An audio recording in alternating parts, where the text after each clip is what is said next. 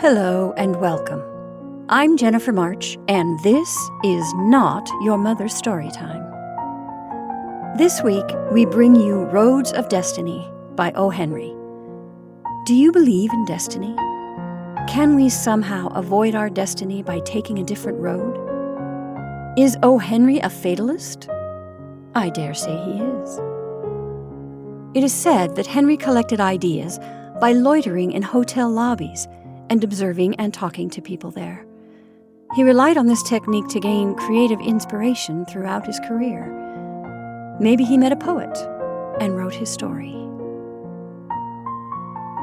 And now, Roads of Destiny.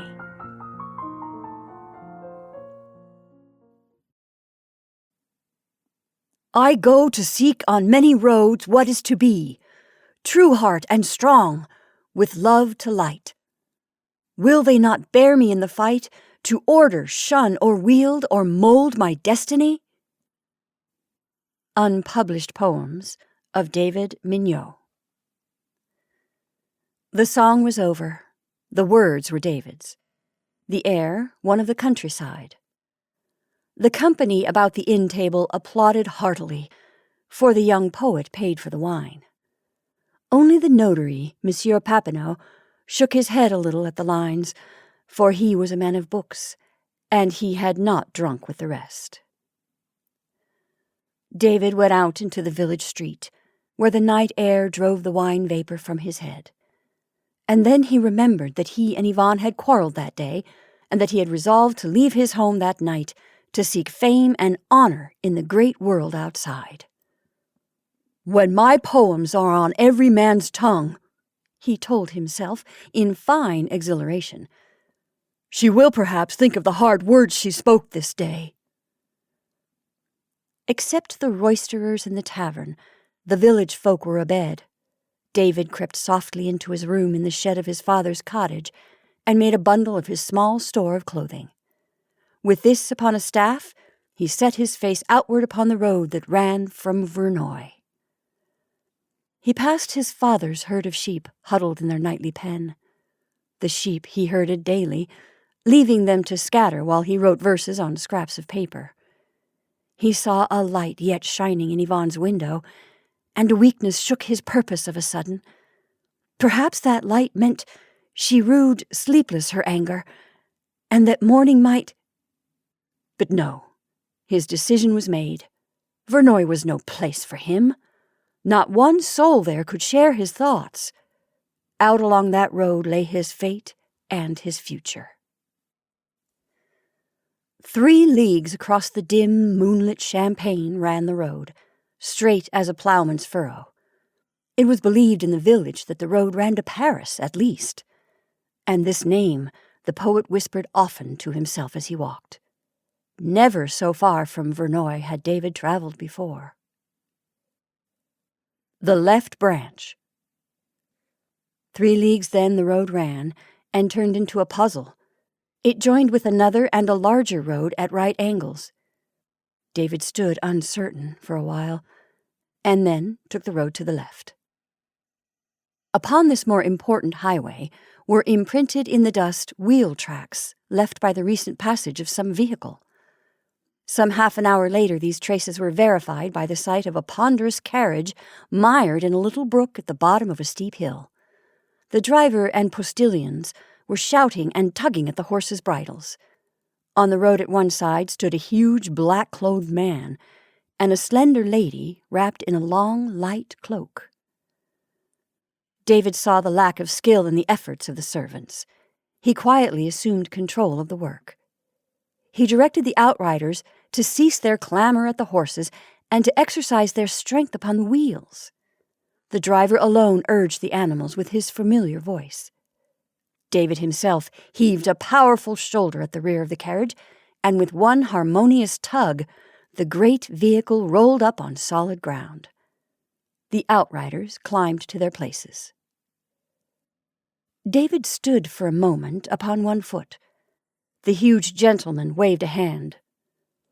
"You will enter the carriage," he said, in a large voice like himself, but smoothed by art and habit. Obedience belonged in the path of such a voice. Brief as was the young poet's hesitation, it was cut short still by a renewal of the command. David's foot went to the step. In the darkness, he perceived dimly the form of the lady upon the rear seat. He was about to seat himself opposite when the voice again swayed him to its will. "You sit at the lady's side." The gentleman swung his great weight to the forward seat. The carriage proceeded up the hill. The lady was shrunk, silent, into her corner. David could not estimate whether she was old or young, but a delicate, mild perfume from her clothes stirred his poet's fancy to the belief that there was loveliness beneath the mystery. Here was an adventure such as he had often imagined, but as yet he held no key to it, for no word was spoken while he sat with his impenetrable companions.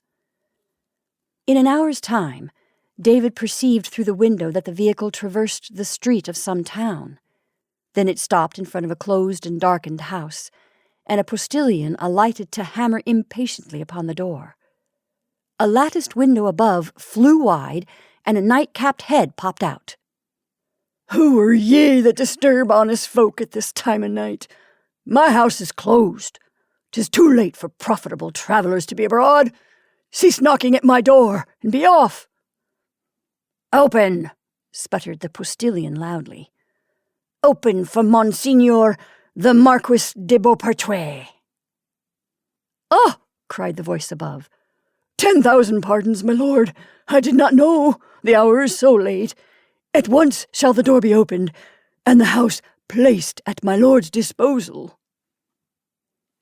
Inside was heard the clink of chain and bar, and the door was flung open.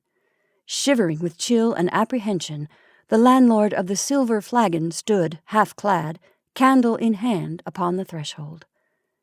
David followed the Marquis out of the carriage. "Assist the lady," he was ordered. The poet obeyed. He felt her small hand tremble as he guided her descent. "Into the house," was the next command. The room was the long dining hall of the tavern. A great oak table ran down its length. The huge gentleman seated himself in a chair at the nearer end. The lady sank into another against the wall, with an air of great weariness. David stood, considering how best he might now take his leave and continue upon his way. "My lord," said the landlord, bowing to the floor, "had I expected this honor, entertainment would have been ready. There is wine and cold fowl and maybe—" "Candles," said the Marquis, spreading his fingers of one plump hand in a gesture he had. "Yes, my lord." He fetched 6 candles, lighted them, and set them upon the table. "If monsieur would perhaps deign to taste a certain Burgundy, there is a cask—" "Candles," said monsieur, spreading his fingers. "Assuredly, quickly, I fly, my lord." A dozen more lighted candles shone in the hall. The great bulk of the Marquis overflowed his chair. He was dressed in fine black from head to foot, save for the snowy white ruffles at his wrist and throat. Even the hilt and scabbard of his sword were black. His expression was one of sneering pride. The ends of an upturned moustache reached nearly to his mocking eyes. The lady sat motionless, and now David perceived that she was young, and possessed of pathetic and appealing beauty. He was startled from the contemplation of her forlorn loveliness by the booming voice of the Marquis. "What is your name and pursuit?" "David Mignot. I am a poet." The moustache of the Marquis curled nearer to his eyes. "How do you live?" "I am also a shepherd. I guarded my father's flock," David answered, with his head high, but a flush upon his cheek. "Then listen, master shepherd and poet, to the fortune you have blundered upon tonight. This lady is my niece, Mademoiselle Lucie de Berenice, She is of noble descent and is possessed of 10,000 francs a year in her own right. As to her charms, you have but to observe for yourself. If the inventory pleases your shepherd's heart, she becomes your wife at a word. Do not interrupt me. Tonight, I conveyed her to the chateau of the Comte de Villemaur, to whom her hand had been promised. Guests were present, the priest waiting. Her marriage to one eligible in rank and fortune was ready to be accomplished. At the altar, this demoiselle, so meek and dutiful, turned upon me like a leopardess, charged me with cruelty and crimes, and broke, before the gaping priest, the troth I had plighted for her. I swore then and there, by 10,000 devils, that she should marry the first man we meet after leaving the chateau, be he priest, charcoal burner, or thief. You, shepherd, are the first. Mademoiselle must be wed this night. If not you, then another. You have 10 minutes in which to make your decision. Do not vex me with words or questions. 10 minutes, shepherd, and they are speeding. The Marquis drummed loudly with his white fingers upon the table. He sank into a veiled attitude of waiting. It was as if some great house had shut its doors and windows against approach. David would have spoken, but the huge man's bearing stopped his tongue. Instead, he stood by the lady's chair and bowed. "Mademoiselle," he said, and he marveled to find his words flowing easily before so much elegance and beauty. "You have heard me say I was a shepherd. I have also had the fancy at times that I am a poet. If it be the test of a poet to adore and cherish the beautiful, that fancy is now strengthened. Can I serve you in any way, mademoiselle?" The young woman looked up at him with eyes dry and mournful. His frank, glowing face, made serious by the gravity of the adventure, his strong, straight figure, and the liquid sympathy in his blue eyes, perhaps also her imminent need of long-denied help and kindness, thawed her to sudden tears. "Monsieur," she said in low tones, "you look to be true and kind. He is my uncle, the brother of my father, and my only relative. He loved my mother, and he hates me because I am like her. He has made my life one long terror. I am afraid of his very looks, and never before dared to disobey him. But tonight he would have married me to a man 3 times my age. You will forgive me for bringing this vexation upon you, monsieur. You will, of course, decline this mad act he tries to force upon you. But let me thank you for your generous words at least. I have had none spoken to me in so long." There was now something more than generosity in the poet's eyes. Poet he must have been, for Yvonne was forgotten. This fine, new loveliness held him with its freshness and grace. The subtle perfume from her filled him with strange emotions.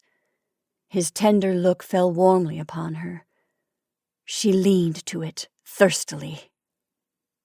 10 minutes, said David, is given me in which to do what I would devote years to achieve.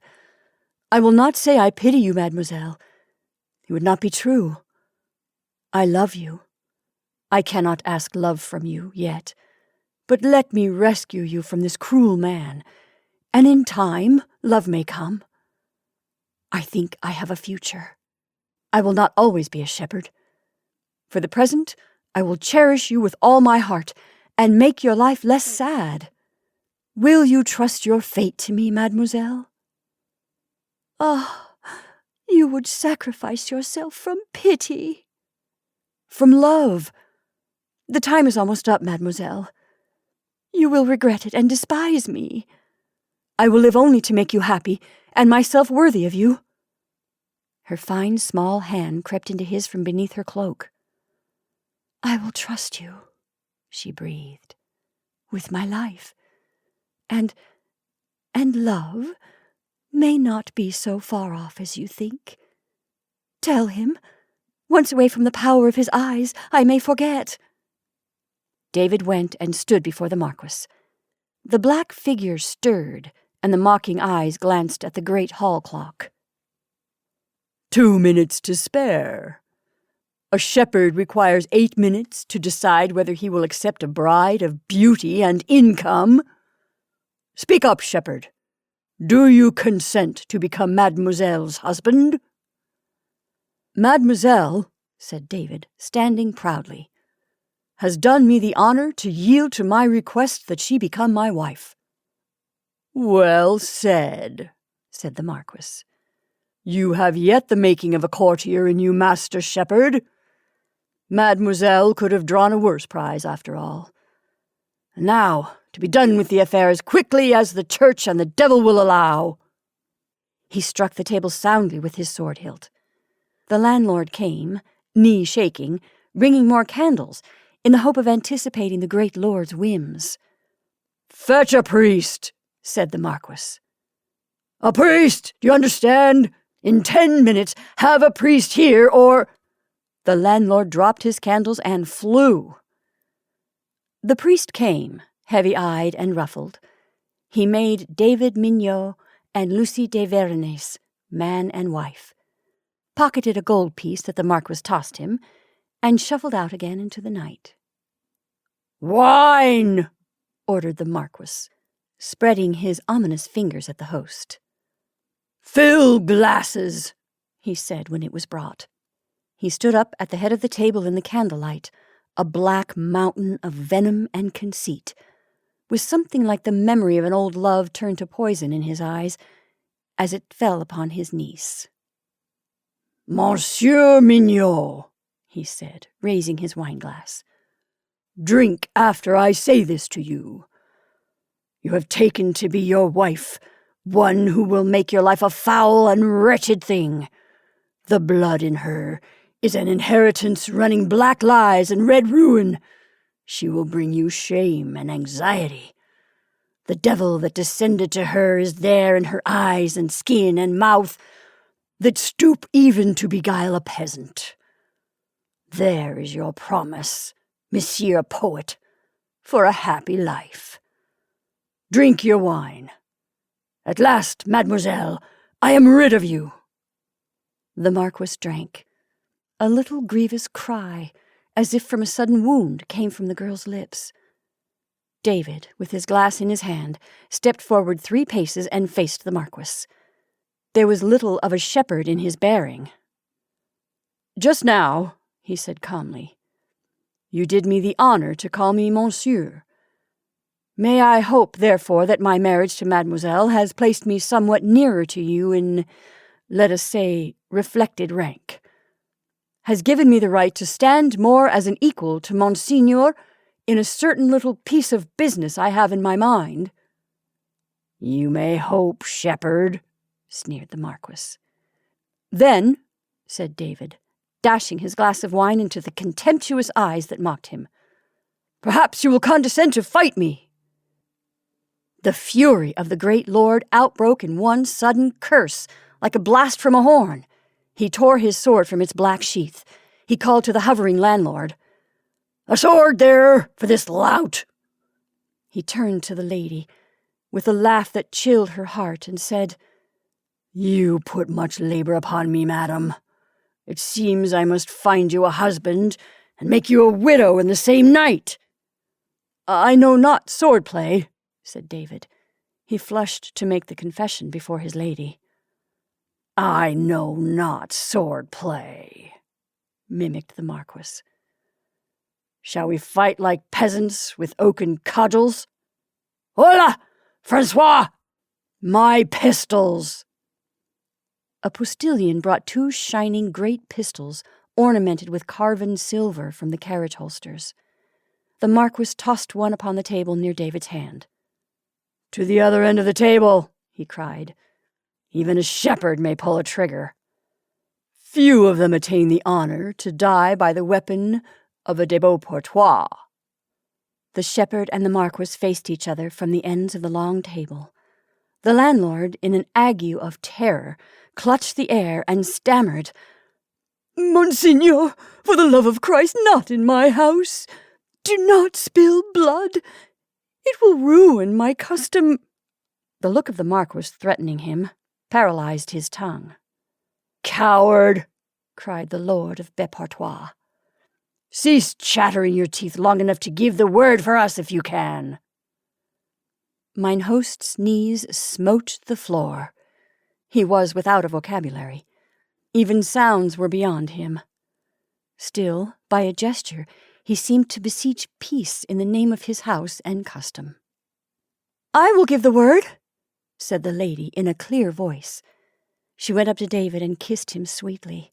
Her eyes were sparkling bright, and color had come to her cheek. She stood against the wall, and the two men leveled their pistols for her count. "Un, deux, trois." The two reports came so nearly together that the candles flickered but once. The Marquis stood, smiling, the fingers of his left hand resting outspread upon the end of the table. David remained erect and turned his head very slowly, searching for his wife with his eyes. Then, as a garment falls from where it is hung, he sank, crumpled, upon the floor.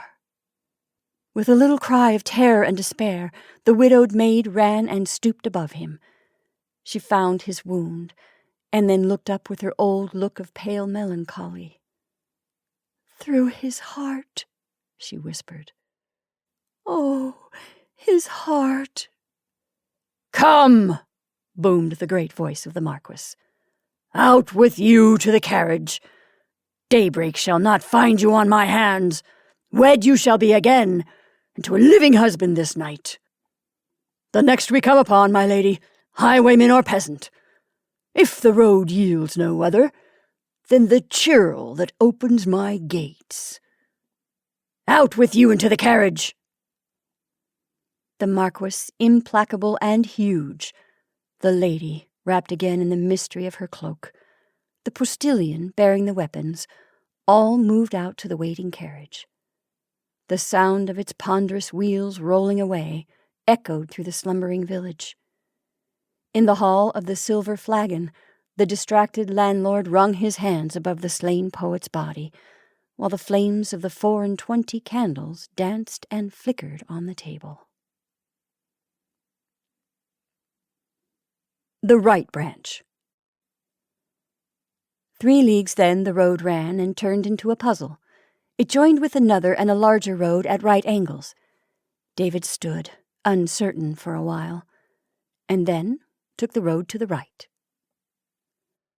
Whither it led he knew not, but he was resolved to leave Vernoy far behind that night. He travelled a league, and then passed a large chateau which showed testimony of recent entertainment. Lights shone from every window. From the great stone gateway ran a tracery of wheel tracks drawn in the dust by the vehicles of the guests. 3 leagues farther, and David was weary. He rested and slept for a while on a bed of pine boughs at the roadside. Then up and on again along the unknown way. Thus for 5 days he travelled the great road, sleeping upon nature's balsamic beds, or in peasants' ricks, eating of their black hospitable bread, drinking from streams or the willing cup of the goatherd.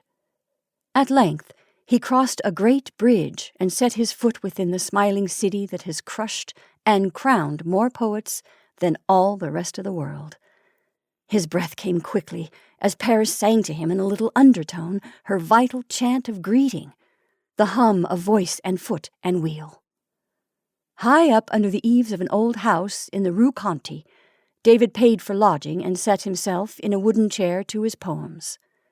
The street, once sheltering citizens of import and consequence, was now given over to those who ever follow in the wake of decline.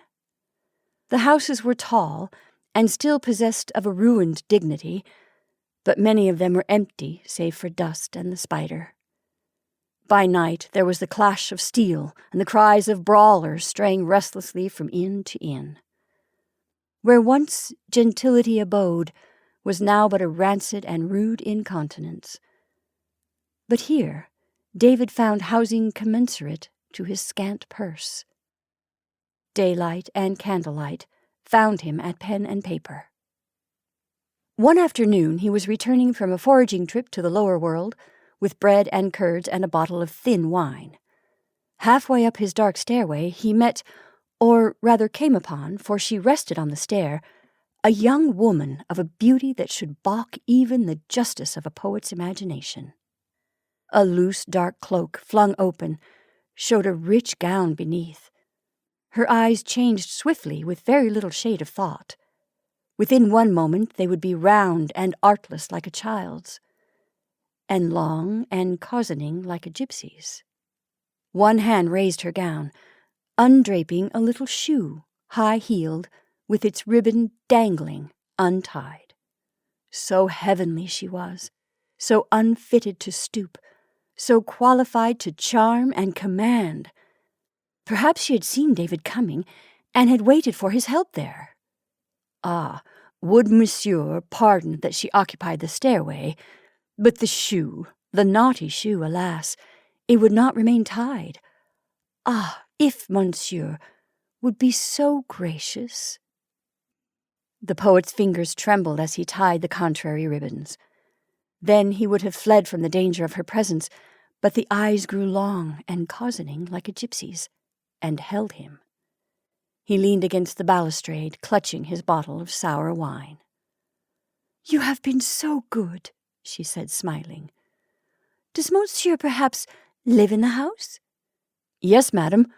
I think so, madam." "Perhaps in the third story, then?" "No, madam. Higher up." The lady fluttered her fingers with the least possible gesture of impatience. "Pardon. Certainly I am not discreet in asking. Monsieur will forgive me. It is surely not becoming that I should inquire where he lodges." "Madame, do not say so. I live in the—" No. Do not tell me. Now I see that I erred. But I cannot lose the interest I feel in this house and all that is in it. Once it was my home. Often I come here but to dream of those happy days again. Will you let that be my excuse?" "Let me tell you, then, for you need no excuse," stammered the poet. "I live in the top floor, the small room where the stairs turn." "In the front room?" asked the lady, turning her head sideways. "The rear, madam." The lady sighed, as if with relief. "I will detain you no longer then, monsieur," she said, employing the round and artless eyes. "Take good care of my house. Alas, only the memories of it are mine now. Adieu, and accept my thanks for your courtesy." She was gone, leaving but a smile and a trace of sweet perfume. David climbed the stairs as one in slumber, but he awoke from it, and the smile and the perfume lingered with him, and never afterward did either seem quite to leave him. This lady, of whom he knew nothing, drove him to lyrics of eyes, chansons of swiftly conceived love, odes to curling hair, and sonnets to slippers on slender feet. Poet he must have been, for Yvonne was forgotten. This fine new loveliness held him with its freshness and grace. The subtle perfume about her filled him with strange emotions. On a certain night, 3 persons were gathered about a table in a room on the 3rd floor of the same house. 3 chairs and the table and a lighted candle upon it was all the furniture. One of the persons was a huge man dressed in black. His expression was one of sneering pride. The ends of his upturned moustache reached nearly to his mocking eyes.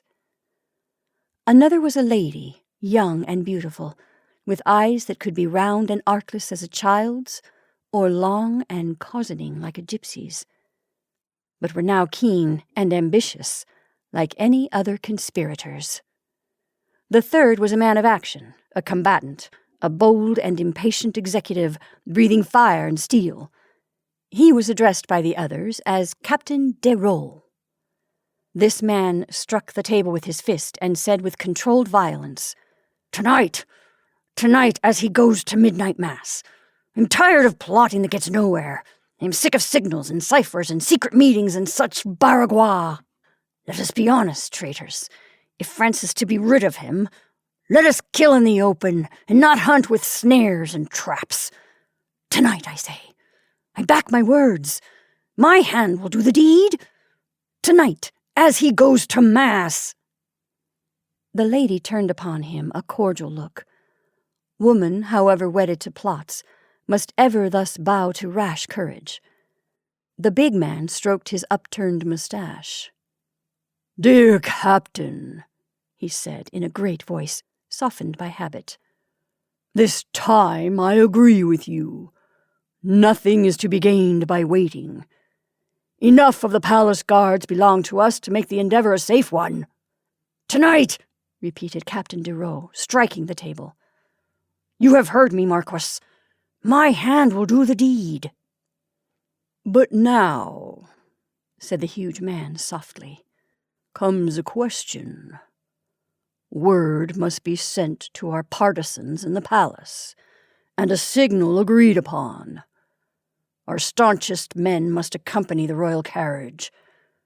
At this hour, what messenger can penetrate so far as the south doorway? Ribouet is stationed there.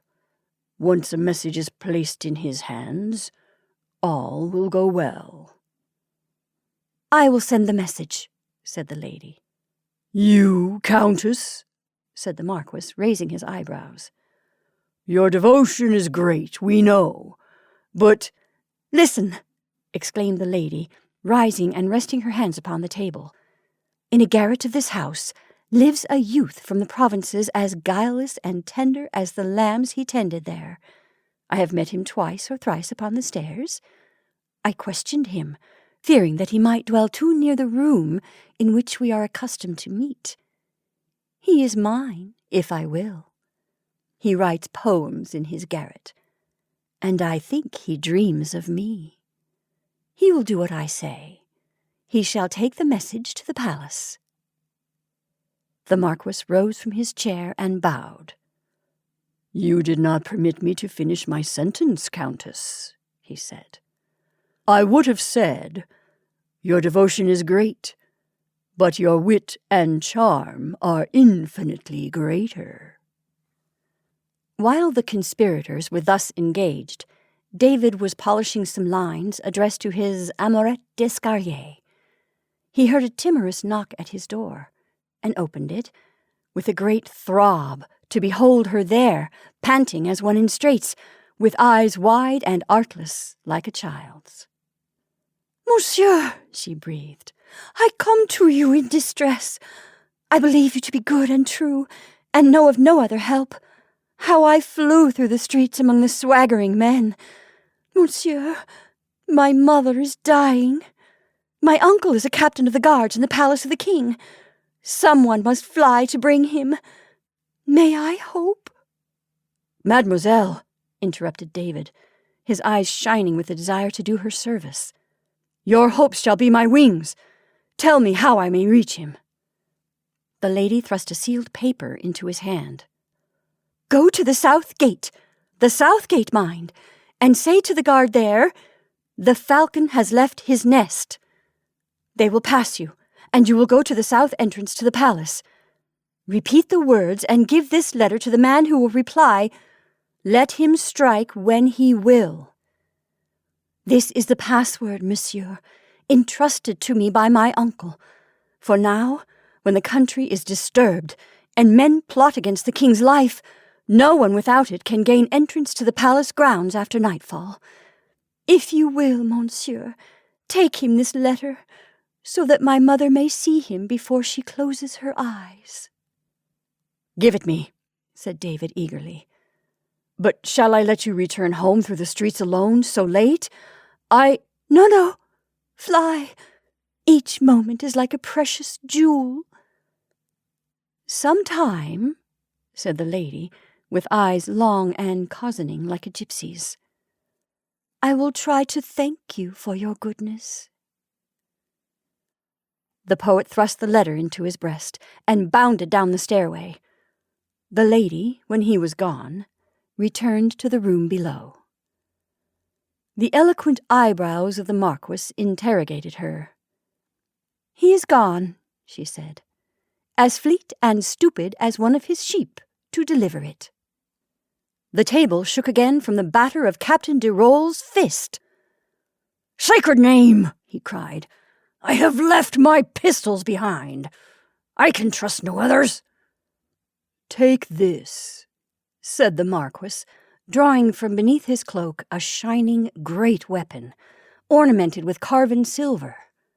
"There are none truer, but guard it closely, for it bears my arms and crest, and already I am suspected.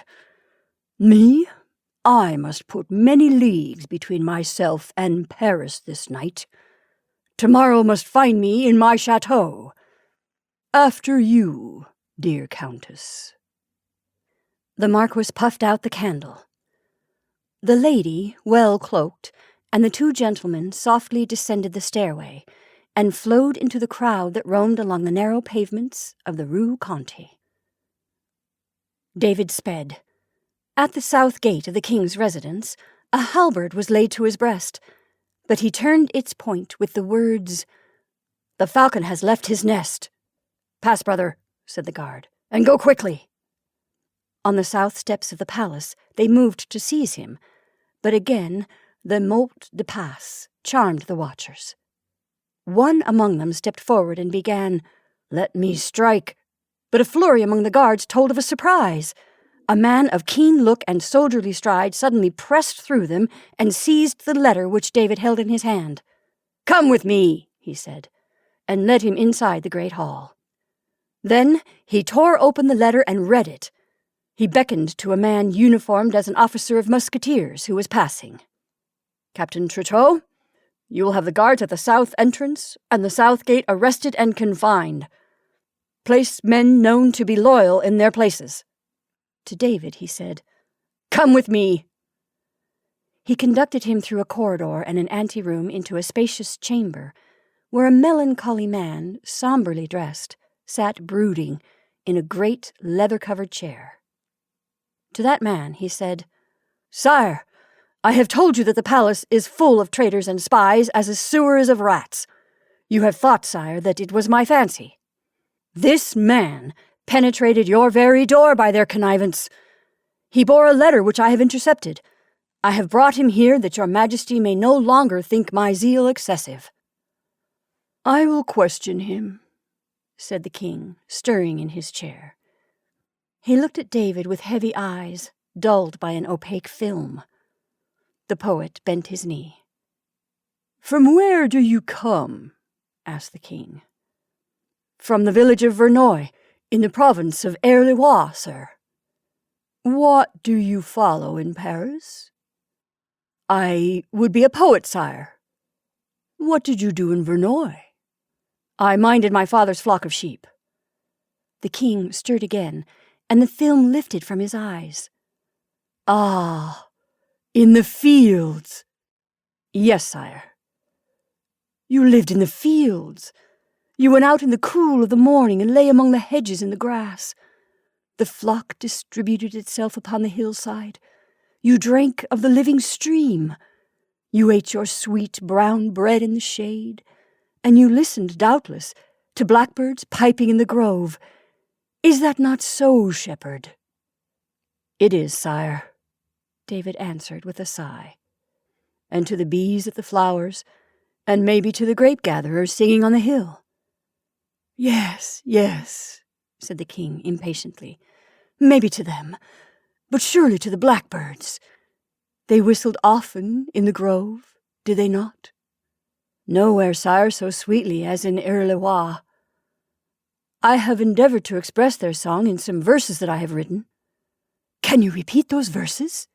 asked the king eagerly. "A long time ago I listened to the blackbirds. It would be something better than a kingdom if one could rightly construe their song. And at night you drove the sheep to the fold and then sat in peace and tranquility to your peasant bread. Can you repeat those verses, shepherd?" "They run this way, sire," said David, with respectful ardor. "Lazy shepherd, see your lambskin skip ecstatic on the mead. See the firs dance in the breezes. Hear Pan blowing at his reed. Hear us calling from the treetops. See us swoop upon your flock. Yield us wool to make our nests warm in the branches of the—" "If it please your majesty," interrupted a harsh voice, "I will ask a question or two of this rhymester. There is little time to spare. I crave pardon, sire, if my anxiety for your safety offends." "The loyalty," said the king, "of the Duc d'Aumale is too well proven to give offence." He sank into his chair, and the film came again over his eyes. "First," said the Duke, "I will read you the letter he brought. Tonight is the anniversary of the Dauphine's death. If he goes, as is his custom, to midnight mass to pray for the soul of his son, the falcon will strike at the corner of the Rue Esplanade. If this be his intention, set a red light in the upper room at the southwest corner of the palace, that the falcon may take heed." "Peasant," said the Duke sternly, "you have heard these words. Who gave you this message to bring?" "My Lord Duke," said David sincerely, "I will tell you. A lady gave it me. She said her mother was ill and that this writing would fetch her uncle to her bedside. I did not know the meaning of the letter, but I will swear that she is beautiful and good." "Describe the woman," commanded the Duke, "and how you came to be her dupe." "Describe her," said David with a tender smile. "You would command words to perform miracles. Well, she is made of sunshine and deep shade. She is slender like the alders and moves with their grace. Her eyes change while you gaze into them, now round and then half shut as the sun peeps between two clouds. When she comes, heaven is all about her. When she leaves, there is chaos and a scent of hawthorn blossoms. She came to see me in the Rue Conti, number 29. "It is the house," said the Duke, turning to the king, "that we have been watching. Thanks to the poet's tongue, we have a picture of the infamous Countess Quibedo." "Sire and my Lord Duke," said David earnestly, "I hope my poor words have done no injustice. I have looked into that lady's eyes. I will stake my life that she is an angel. Letter or no letter." The Duke looked at him steadily. "I will put you to the proof," he said slowly. "Dressed as the king, you shall yourself attend mass in his carriage at midnight. Do you accept the test?" David smiled. "I have looked into her eyes," he said. "I had my proof there. Take yours how you will." Half an hour before 12, the Duc d'Aumale, with his own hands, set a red lamp in the southwest window of the palace. At 10 minutes to the hour, David, leaning on his arm, dressed as the king from top to toe, with his head bowed in his cloak, walked slowly from the royal apartments to the waiting carriage. The Duke assisted him inside and closed the door. The carriage whirled away along its route to the cathedral.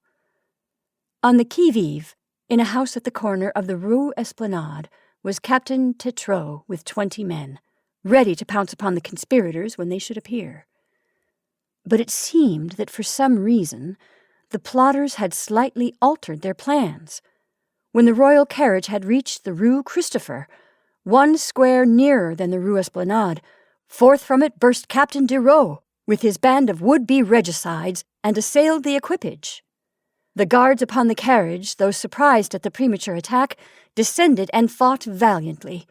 The noise of the conflict attracted the force of Captain Tétreault, and they came pelting down the street to the rescue. But in the meantime, the desperate Derault had torn open the door of the king's carriage, thrust his weapon against the body of the dark figure inside, and fired. Now, with loyal reinforcements at hand, the street rang with cries and the rasp of steel, but the frightened horses had dashed away. Upon the cushions lay the dead body of the poor mock king and poet, slain by a ball from the pistol of Monseigneur the Marquis de Beaupartois. The main road. 3 leagues then the road ran, and turned into a puzzle. It joined with another and a larger road at right angles. David stood, uncertain, for a while, and then sat himself to rest upon its side. Whither these roads led, he knew not. Either way there seemed to lie a great world of chance and peril. And then, sitting there, his eyes fell upon a bright star, one that he and Yvonne had named for theirs. That set him thinking of Yvonne, and he wondered if he had not been too hasty. Why should he leave her and his home because a few hot words had come between them? Was love so brittle a thing that jealousy, the very proof of it, could break it? Mornings always brought a cure for the little heartaches of evening. There was yet time for him to return home, without anyone in the sweetly sleeping village of Vernoy being the wiser. His heart was Yvonne's. There, where he had lived always, he could write his poems and find his happiness. David rose and shook off his unrest and the wild mood that had tempted him. He set his face steadfastly back along the road he had come. By the time he had traveled the road to Vernoy, his desire to rove was gone. He passed the sheepfold, and the sheep scurried with a drumming flutter as his late footsteps, warming his heart by the homely sound. He crept without noise into his little room and lay there, thankful that his feet had escaped the distress of new roads that night. How well he knew woman's heart! The next evening, Yvonne was at the well in the road, where the young congregated in order that the cure might have business. The corner of her eye was engaged in a search for David, albeit her set mouth seemed unrelenting.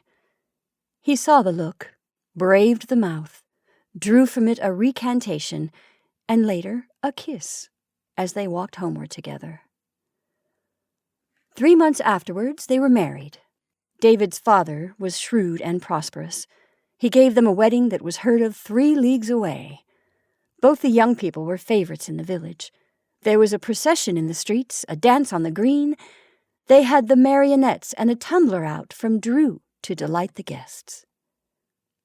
Then a year, and David's father died. The sheep and the cottage descended to him. He already had the seemliest wife in the village. Yvonne's milk pails and her brass kettles were bright. Oh, they blinded you in the sun when you passed that way. But you must keep your eyes upon her yard, for her flower beds were so neat and gay, they restored to you your sight. And you might hear her sing, aye, as far as the double chestnut tree above Père Gruneau's blacksmith forge. But a day came when David drew out paper from a long-shut drawer and began to bite the end of a pencil. Spring had come again and touched his heart. Poet he must have been, for now Yvonne was well nigh forgotten. This fine new loveliness of earth held him with its witchery and grace. The perfume from her woods and meadows stirred him strangely. Daily had he gone forth with his flock and brought it safe at night. But now he stretched himself under the hedge and pieced words together on his bits of paper. The sheep strayed, and the wolves, perceiving that difficult poems made easy mutton, ventured from the woods and stole his lambs. David's stock of poems grew longer, and his flock smaller. Yvonne's nose and temper waxed sharp, and her talk blunt. Her pans and kettles grew dull, but her eyes had caught their flash. She pointed out to the poet that his neglect was reducing the flock and bringing woe upon the household. David hired a boy to guard the sheep, locked himself in the little room at the top of the cottage, and wrote more poems. The boy, being a poet by nature, but not furnished with an outlet in the way of writing, spent his time in slumber. The wolves lost no time in discovering that poetry and sleep are practically the same, so the flock steadily grew smaller. Yvonne's ill temper increased at an equal rate. Sometimes she would stand in the yard and rail at David through his high window. Then you could hear her as far as the double chestnut tree above Père Gruneau's blacksmith forge. Monsieur Papineau, the kind, wise, meddling old notary, saw this, as he saw everything at which his nose pointed. He went to David, fortified himself with a great pinch of snuff, and said, "Friend Mignon, I fixed the seal upon the marriage certificate of your father. It would distress me to be obliged to attest a paper signifying the bankruptcy of his son. But that is what you are coming to. I speak as an old friend. Now, listen to what I have to say. You have your heart set, I perceive, upon poetry. At Dreux, I have a friend, one Monsieur Brill, Georges Brill. He lives in a little cleared space in a house full of books. He is a learned man. He visits Paris each year. He himself has written books. He will tell you when the catacombs were made, how they found out the names of the stars, and why the plover has a long bill. The meaning and the form of poetry is to him as intelligent as the baa of a sheep is to you. I will give you a letter to him, and you shall take him your poems and let him read them. Then you will know if you shall write more, or give your attention to your wife and business." "Write the letter," said David. "I am sorry you did not speak of this sooner." At sunrise the next morning he was on the road to Dreux with the precious roll of poems under his arm. At noon he wiped the dust from his feet at the door of Monsieur Brill. That learned man broke the seal of Monsieur Papineau's letter and sucked up its contents through his gleaming spectacles as the sun draws water. He took David inside to his study and sat him down upon a little island beat upon a sea of books. Monsieur Brill had a conscience. He flinched not even at a mass of manuscript the thickness of a finger-length and rolled to an incorrigible curve. He broke the back of the roll against his knee and began to read. He slighted nothing. He bored into the lump as a worm into a nut, seeking for a kernel. Meanwhile, David sat, marooned, trembling in the spray of so much literature. It roared in his ears. He held no chart or compass for voyaging in that sea. Half the world, he thought, must be writing books. Monsieur Brill bored to the last page of the poems. Then he took off his spectacles and wiped them with his handkerchief. "My old friend, Papineau, is well?" he asked. "In the best of health," said David. "How many sheep have you, Monsieur Mignot?" 309 when I counted them yesterday. The flock has had ill fortune. To that number it has decreased from 850. "You have a wife and home, and lived in comfort. The sheep brought you plenty. You went into the fields with them, and lived in the keen air, and ate the sweet bread of contentment. You had but to be vigilant and recline there upon nature's breast, listening to the whistle of the blackbirds in the grove. Am I right thus far?" "It was so," said David. "I have read all your verses," continued Monsieur Brill. His eyes wandered about the sea of books, as if he conned the horizon for a sail. "Look yonder, through that window, Monsieur Mignot. Tell me what you see in that tree." "I see a crow," said David, looking. "There is a bird," said Monsieur Brill, "that shall assist me where I am disposed to shirk a duty.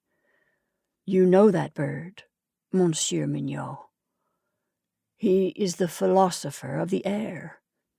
He is happy through submission to his lot. None so merry or full-crawed as he, with his whimsical eye and rollicking step. The fields yield him what he desires. He never grieves that his plumage is not gay like the orioles.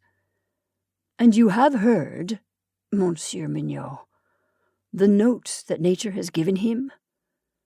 Is the nightingale any happier, do you think?" David rose to his feet. The crow cawed harshly from his tree. "I thank you, Monsieur Brill," he said slowly. "There was not, then, one nightingale among those croaks." "I could not have missed it," said Monsieur Brill with a sigh. "I read every word. Live your poetry, man. Do not try to write it any more." "I thank you," said David again.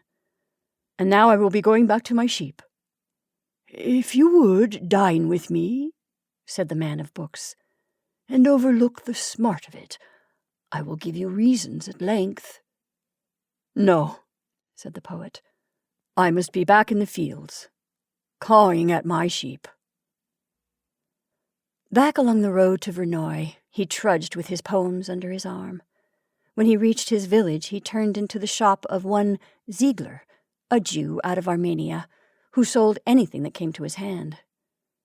"Friend," said David, "wolves from the forest harass my sheep on the hills. I must purchase firearms to protect them. What have you?" "A bad day this for me, friend Mignon," said Ziegler, spreading his hands. "For I perceive that I must sell you a weapon that will not fetch a tenth of its value. Only last week I bought from a peddler a wagon full of goods that he procured at a sale by a commissionaire of the crown. The sale was that of the chateau and belongings of a great lord, I know not his title, who was banished for conspiracy against the king. There are some choice firearms in the lot. This pistol, oh, a weapon fit for a prince! It shall be only 40 francs to you, friend Mignon, if I lose 10 by the sale." "But perhaps an arquebus?" "This will do," said David, throwing the money on the counter. "Is it charged?" "I will charge it," said Ziegler, "and for 10 francs more, add a store of powder and ball." David laid his pistol under his coat and walked to his cottage. Yvonne was not there. Of late, she had taken to gadding much among the neighbors. But a fire was glowing in the kitchen stove. David opened the door of it and thrust his poems in upon the coals. As they blazed up, they made a singing, harsh sound in the flue. "The song of the crow," said the poet. He went up to his attic room and closed the door. So quiet was the village that a score of people heard the roar of the great pistol. They flocked thither and up the stairs, where the smoke issuing drew their notice. The men laid the body of the poet upon his bed, awkwardly arranging it to conceal the torn plumage of the poor black crow. The women chattered in a luxury of zealous pity. Some of them ran to tell Yvonne. Monsieur Papineau, whose nose had brought him there among the first, picked up the weapon and ran his eye over its silver mountings with a mingled air of connoisseurship and grief. "The arms," he explained aside to the cure, "and crest of Monseigneur, the Marquis de Beaupertois."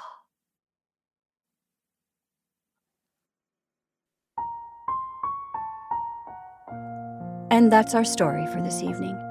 I hope you enjoyed Roads of Destiny by O. Henry. Thank you for listening. I'm Jennifer March, and this is not your mother's story time.